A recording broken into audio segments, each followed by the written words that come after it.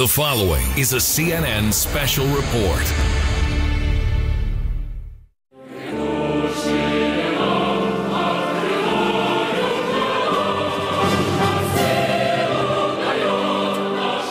Winston Churchill famously said of Russia, "It is a riddle, wrapped in a mystery, inside an enigma." Prime Minister Churchill, meet Vladimir Putin. He is really very much of a leader. He's been a leader far more than our president has been a leader. He was a KGB agent. By definition, he doesn't have a soul. Vladimir Putin is a thug and a murderer and a killer. He's the richest man in the world. Hundreds of billions of dollars of wealth. What does he want from Donald Trump? Putin is going to eat him like a sandwich. He'd rather have a puppet as president. You're the puppet. Just how powerful is he? Putin has an untrammeled authority. Hoorah! I don't see any checks on his power. So powerful, he rigged the American election? Of course, Putin wanted Hillary Clinton to lose. He despised Hillary Clinton. Whom would you like better?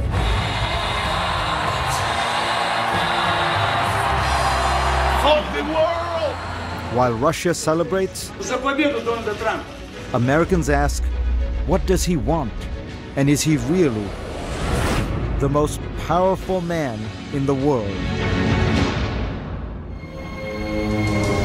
December 5th, 1989. It was a cold night in Dresden, East Germany. And it would change the course of Vladimir Putin's life.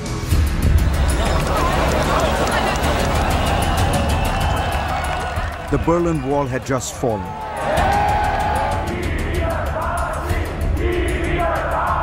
All over East Germany, angry crowds roamed the streets, lashing out at symbols of communist rule.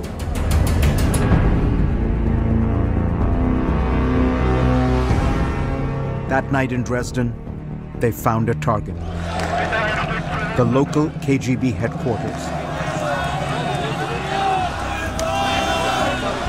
A mob surrounded the building. As the hour grew later, the crowd grew larger. Inside, peering through the curtains, was a young KGB lieutenant colonel named Vladimir Putin. He was terrified that they were going to storm the building. Putin was a junior officer, but the boss was away. He was in charge.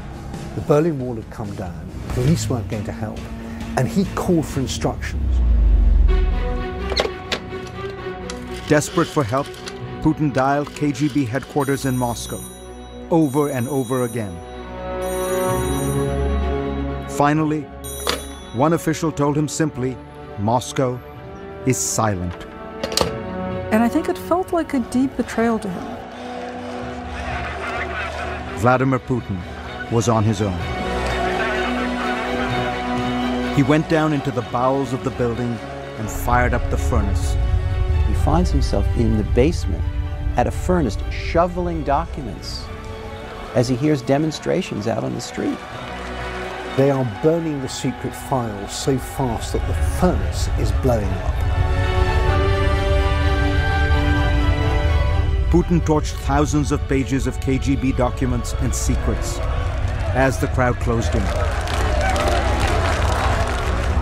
With the fire still raging, Putin went outside and faced the mob.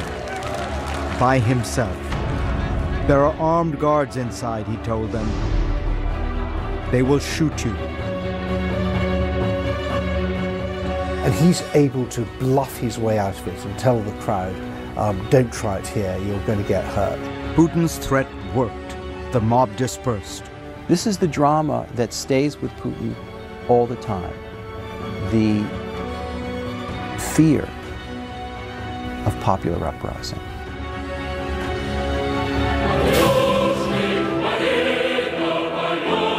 Vladimir Putin quells that fear with absolute control. This is what control looks like.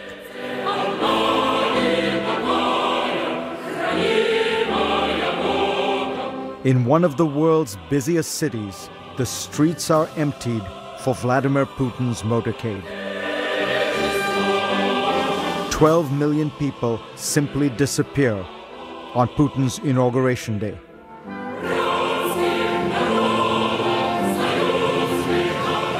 Владимир Владимирович Путин.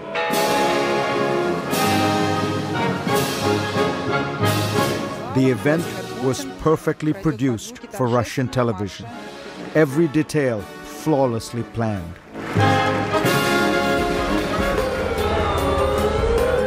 Almost every detail. A few Russians did not follow the script. Literally a block away from his inauguration was a cafe called Jean-Jacques, where the opposition liked to gather and drink wine and drink coffee.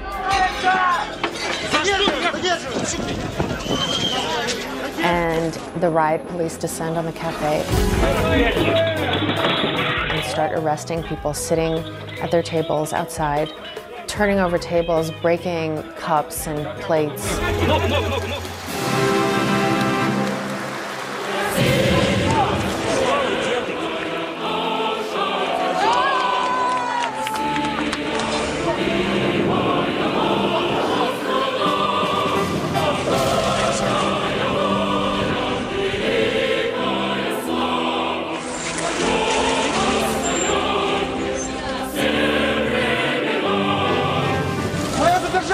The crackdown was not shown on Russian television. For 94% of Russians, their main source of news is television. If it didn't happen on television, it didn't happen. Putin controls television. There's absolutely no critical words about Vladimir Putin on the Russian airwaves. None, not one word. Putin controls everything in Russia. Putin has an untrammeled authority. I don't see any checks on his power. Минуту молчания. He is able to make singular, rapid decisions. The absolutism there is unlike anything I've seen in Russia. All that power is propped up by an astonishing approval rating, over 80%. And that's according to American pollsters.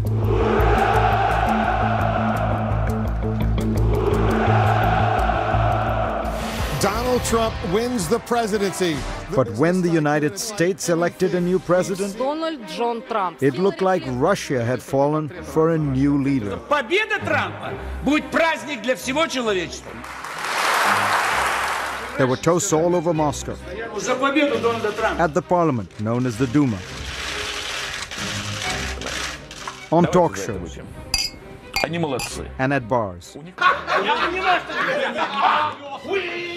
are the champions of the world. But one man seemed utterly unsurprised by Trump's victory. He's happy to take credit. And that means that he won the US election. The man who is simultaneously president of Russia and in charge of the United States. Mr. Putin. Trump impersonators are everywhere in Russia.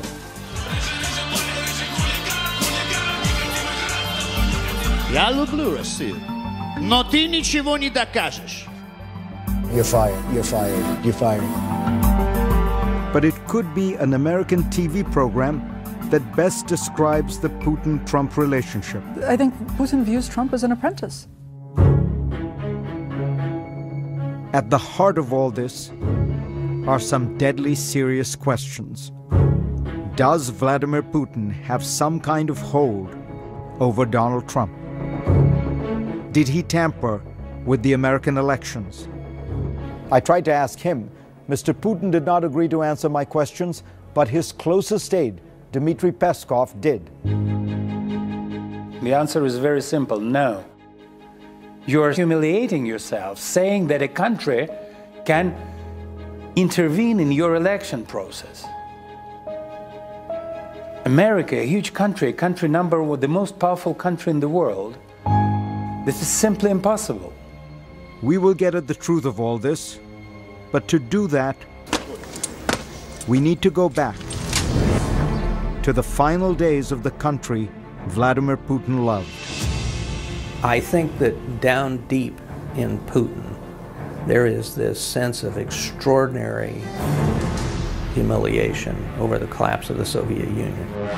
Because it wasn't just the Soviet Union, it was the Russian Empire. Putin returned home from his KGB posting in 1990 to a country he did not recognize. The USSR had been transformed by Mikhail Gorbachev and his policy of openness, known as glasnost. A lot of things happened very quickly. Big Mac is Big Mac. Coca-Cola, Coca-Cola. A romance with things Western.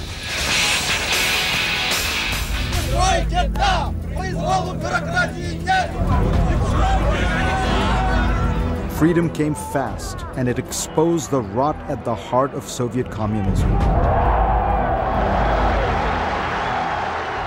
Across the Soviet Union, hundreds of thousands of people began demanding democracy and national independence. It was once again what Putin feared most. The people rising up. And finally, the people won. Tonight in Moscow at the Kremlin, the red flag of the failed Soviet Union at last came down, and the flag of Russia rose. 300 years of history erased. Soviet institutions like the KGB simply ceased to exist. Vladimir Putin views the breakup of the Soviet Union, as he said himself, to be the greatest geopolitical tragedy of the 20th century. It was a traumatic time, and it sparked a profound change in Vladimir Putin. He became a politician, deputy mayor in his hometown of St. Petersburg. It was not a big job, but Putin clearly had big dreams.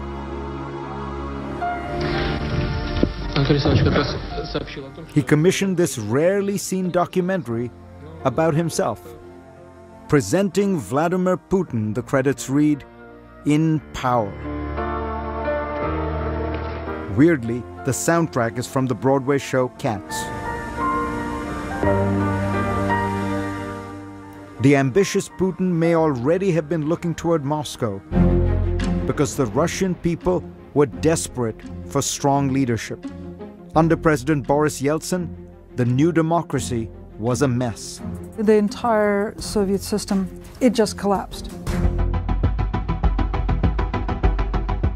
The oligarchs, the men who profited on the spoils of communism, became fantastically rich.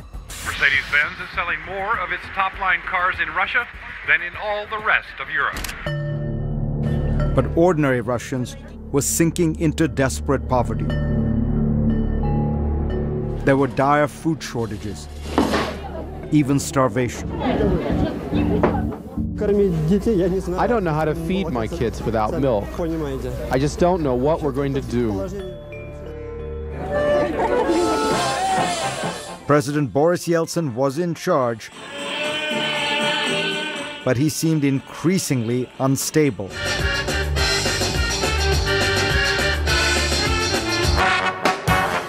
He is drinking. He's barely being propped up. Russians began calling for a new leader. They were tired of the embarrassments of Yeltsin. Waiting in the wings was Vladimir Putin. He had taken a job in Moscow in the Kremlin hierarchy, and he had risen through the ranks with lightning speed. From city bureaucrat to Kremlin superstar. He had just become acting prime minister when it became blindingly clear the country needed a new president. So when Yeltsin was ready to topple over, and they settled on Putin because they knew that Yeltsin could retire and not be put in jail. Boris Yeltsin was notoriously corrupt, but Kremlin power brokers wanted to protect him. So the deal was made. The deal was made.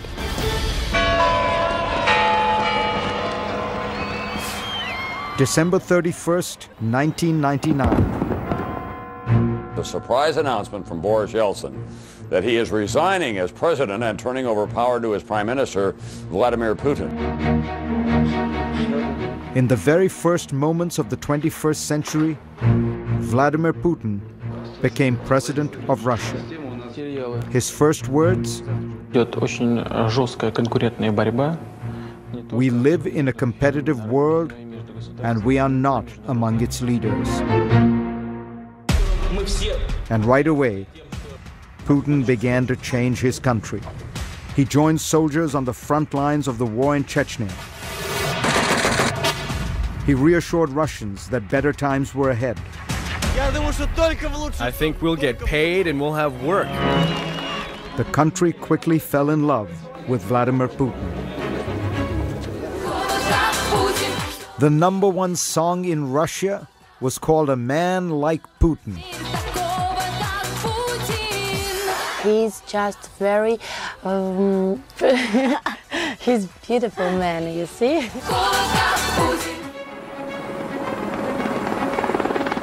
But the biggest surprise?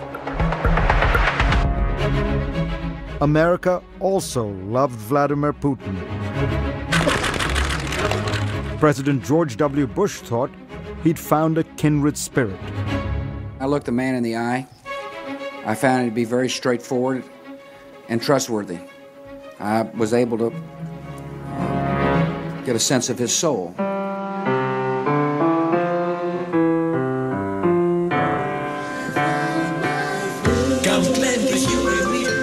Even Hollywood fell for the new Russian president. We'll see what we shall see.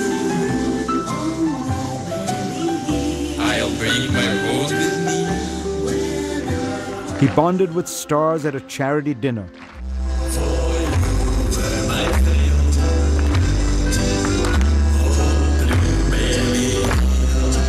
But the honeymoon would soon come to a crashing halt.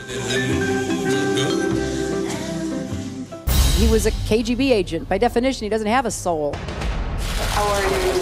So glad to see you. Next, when Vladimir met Hillary. It's important to remember how much he despised Hillary Clinton.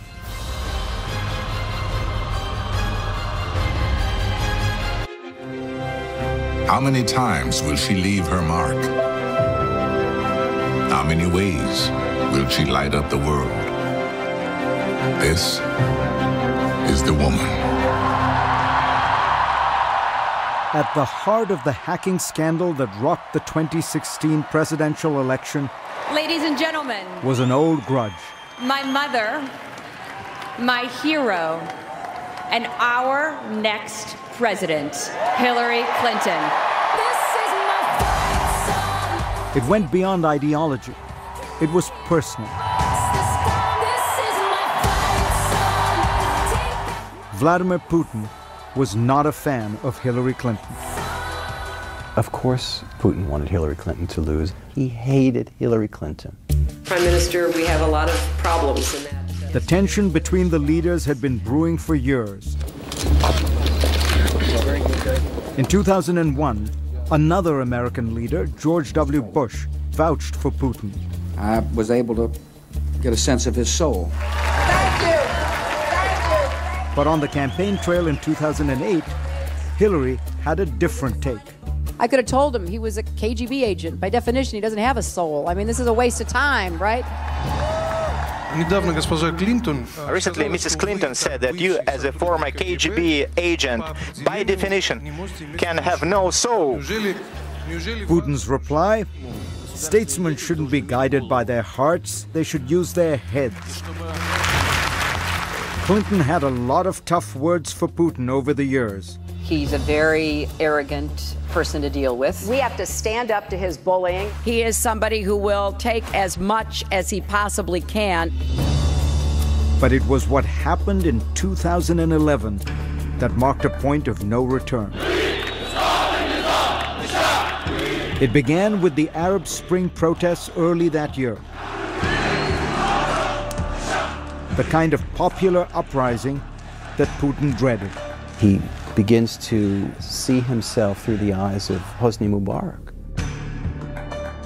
Mubarak of Egypt was facing prosecution. Syria's Bashar al-Assad was on the ropes. Libya's strongman Muammar Gaddafi met a particularly gruesome fate. Brutally killed after begging for his life. Putin may have feared the same bloody fate for himself.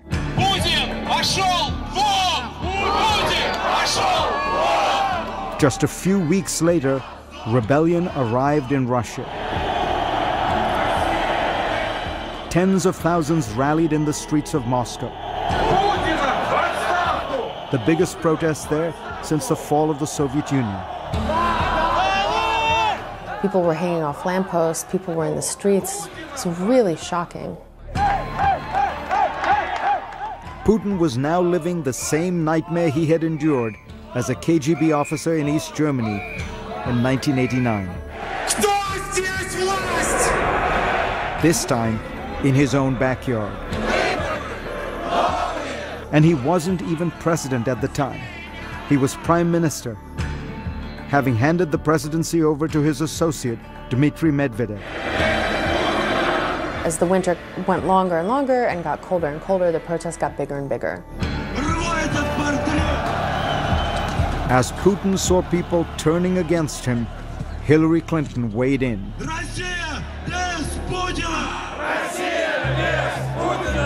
The Russian people, like people everywhere, deserve the right to have their voices heard and their votes counted.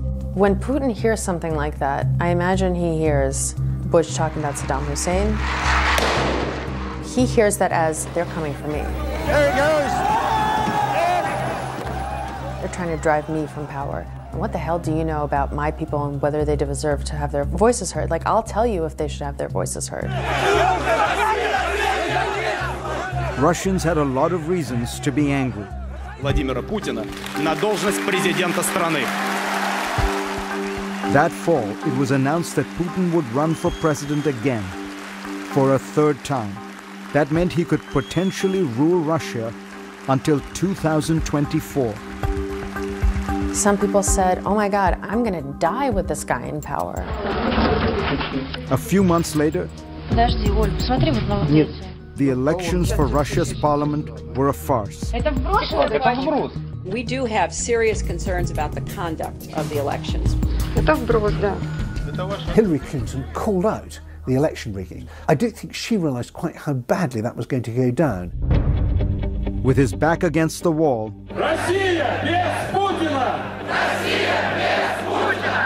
Putin turned the tables. He blamed the protests on Hillary Clinton, claiming that she was the one who incited them with her complaints about the election. There are growing restrictions on the exercise of fundamental rights. Quote unquote, she sent a signal. That was his words.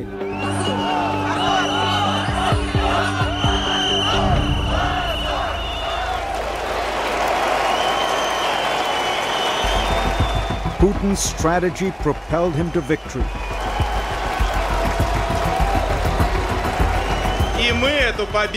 In March 2012, he won re-election handily, fighting back tears after a tense fight to maintain his power. Мы показали, что нам действительно никто ничего не может навязать. He may have won the day, but Vladimir Putin never forgot about the woman who had kicked him when he was down. Do you think he'd resolved, you interfered with my elections, two can play this game? I think that that's the line of thinking that led him to the intervention. I mean, I'm totally convinced the Russians were meddling and intervening covertly. U.S. intelligence concluded that Putin personally ordered a campaign to influence the American election, in part because he holds a grudge for Clinton's comments in 2011. The other accusation... Putin has denied that Russia was hacking the Democrats. I don't know anything about that. You know how many hackers there are today. It's an extremely difficult thing to check. The Russians allegedly focused their attack on a particularly weak target: the Democratic National Committee. You could have broken into the DNC with a can opener. This took less work to get into the DNC's computer systems than it took the Watergate burglars to get into the DNC offices back during the Nixon campaign. More than 1,900 emails released. In the middle of a tight race, the leak revealed transcripts from some embarrassing emails mysteriously leaked from the Clinton campaign were all over the news. WikiLeaks has released a new batch of another stolen round emails. Of stolen emails. The Clinton campaign knows this could be a This latest leak, pretty much a Trump dream come true. Donald Trump was delighted by Clinton's misfortunes. Russia, if you're listening, I hope you're able to find the 30,000 emails that are missing. Donald J. Trump will become the 45th president of the United States, defeating... In the end, America's election went Putin's way. I've just received a call from Secretary Clinton. Hillary Clinton was quite negative about our country and her attitude. It wouldn't be bad to get along with Russia, right? It wouldn't be bad. And to the contrary, the other candidate, Donald Trump, was saying that we have to find some understanding. When people like me, I like them. Even Putin. Whom would you like better? This is not the outcome we wanted. Hillary Clinton suffered one of the most shocking defeats in American history. I know how disappointed you feel because I feel it too. At least in part, some observers say, because of the alleged hacking operation. This is painful, and it will be for a long time. Putin had apparently avenged his old grudge. So help me God. Congratulations, Mr. President. And he may have achieved even more. The 45th President of the United States. If Donald Trump is in some way compromised, if the Russian government has something that it feels has on him in terms of leverage, that's a very serious thing. I don't suggest for a second that I have the answer to this question, but we can't just let this matter drop. Up next, a prominent Russian opposition figure has been shot and killed in... 4 of the shots hit him in the back. Right out in the open, just blocks from the Kremlin. The story Vladimir Putin might want the world to forget.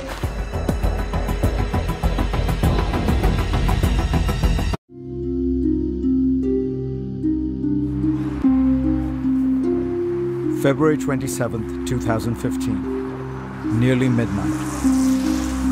A man and woman walk across the Bolshoi-Moskovetsky Bridge, right next to the Kremlin, a highly monitored area littered with surveillance cameras. All those cameras, but amazingly, this grainy, faraway video is the only footage that exists of a critical moment in recent Russian history. Inside the circle of what a Moscow TV station purports to be Boris Nemtsov and his girlfriend.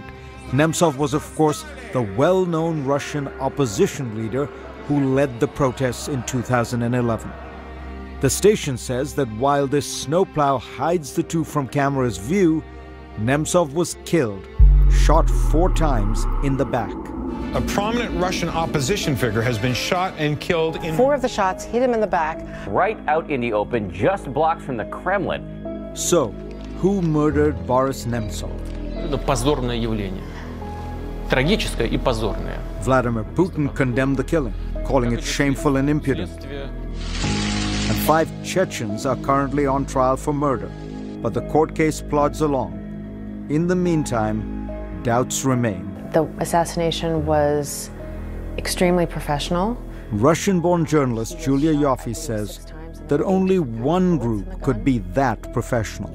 Nemtsov's girlfriend, who he was walking with, didn't realize he had been shot until the car was already driving off. It was quick and professional, and nobody has that kind of training outside the government. Senator John McCain takes it one step further. Vladimir Putin is a thug and a murderer and a killer and a KGB agent. He had Boris Nemtsov murdered in the shadow of the Kremlin. This is personal insult. This is a lousy behavior from a politician. That is Putin's top aide and spokesman, Dmitry Peskov. It's nonsense. It's nonsense. There is nothing to comment on. Over the course of Putin's time in power, his regime has been accused of involvement in the deaths of many of its critics, including the journalist Anna Politkovskaya and the former KGB agent Alexander Litvinenko. The scholar of Russian studies, Stephen Cohen, responds. There's not a shred of evidence, there's not a single fact to sustain these allegations, but they take on a kind of folklore-ish reality. Тут господин Путин сказал! The allegations that Putin might have played a role in Boris Nemtsov's murder may stem in part from the evidence that Nemtsov had been accumulating against the president. Nemtsov was about to reveal information that would prove Russia's involvement in the conflict in Ukraine. That Ukraine report was released a few months after Nemtsov's murder. But there was an earlier Nemtsov report published in 2012 that also was embarrassing for Putin.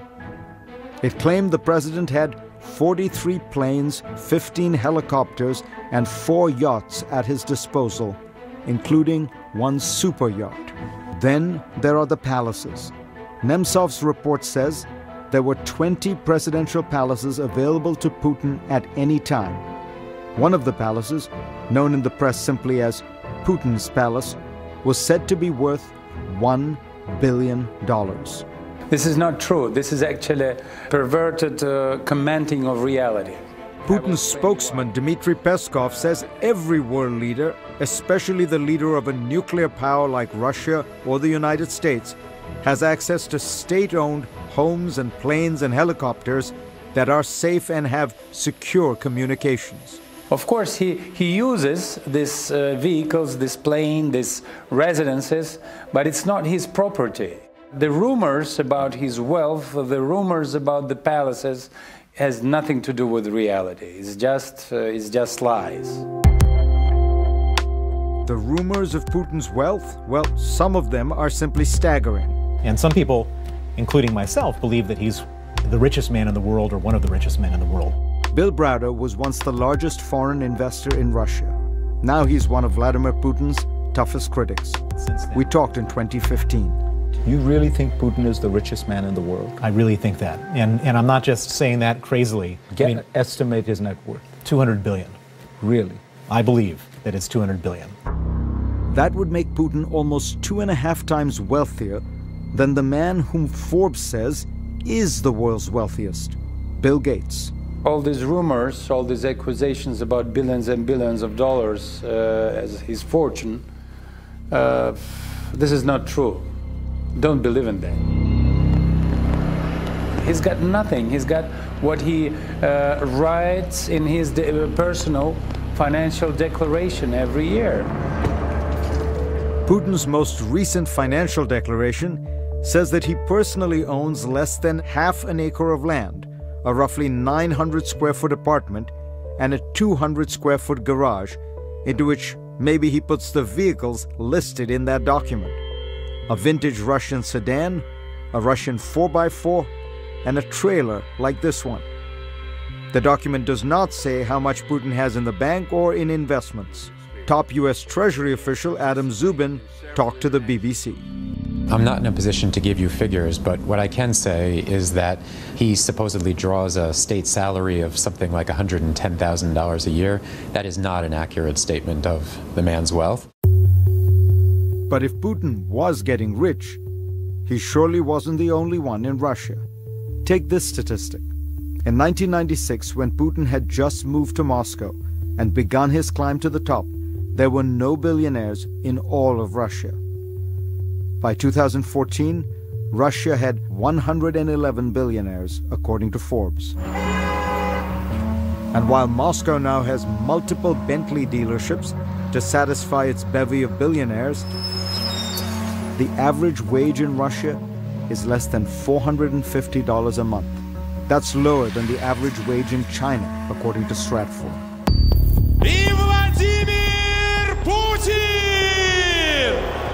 But despite all the allegations, despite all the accusations, the fact remains Vladimir Putin is remarkably popular in Russia. Why? We'll tell you when we come back.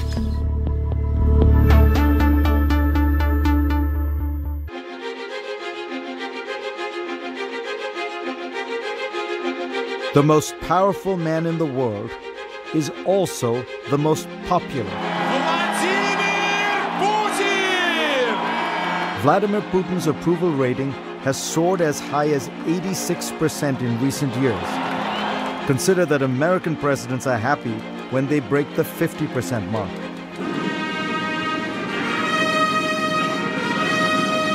How has he done it? Partly, it's the cult of Putin. He has mastered the art of the manly photo op. He rides horseback bare-chested, finds ancient treasures underwater.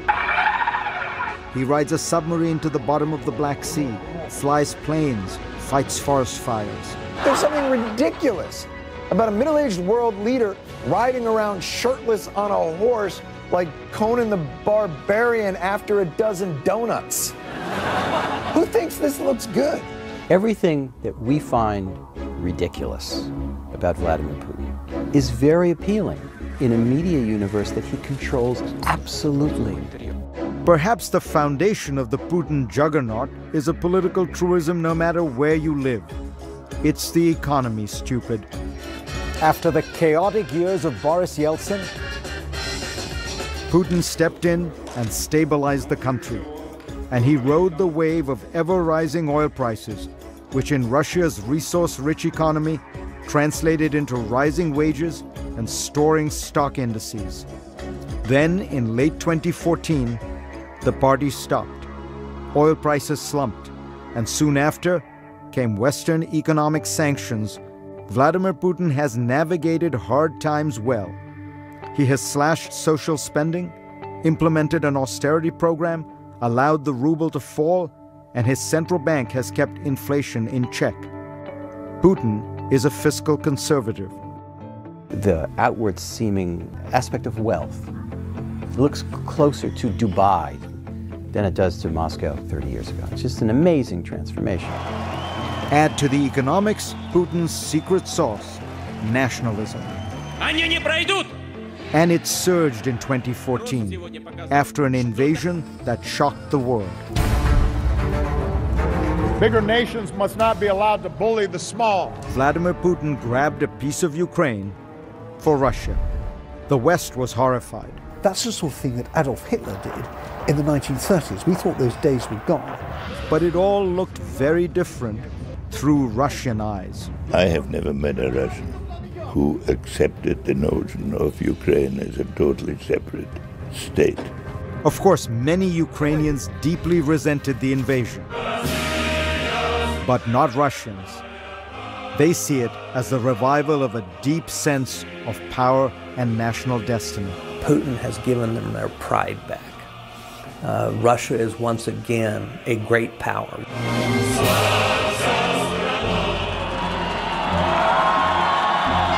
Putinism is an ideology of social conservatism, of anti-Westernism, but above all, of national power. Putin might say he has made Russia great again. Sound familiar? We will make America great again! USA! USA! Like Putin, Trump has used nationalism to boost his support. But many believe that Donald Trump is no Vladimir Putin. Putin is a much more practiced, subtle, cunning player. He's playing, in poker terms, a couple of deuces at the highest level. He has reasserted Russia on the world stage from a position of relative weakness like nobody I can think of. That's an amazing feat of geopolitics.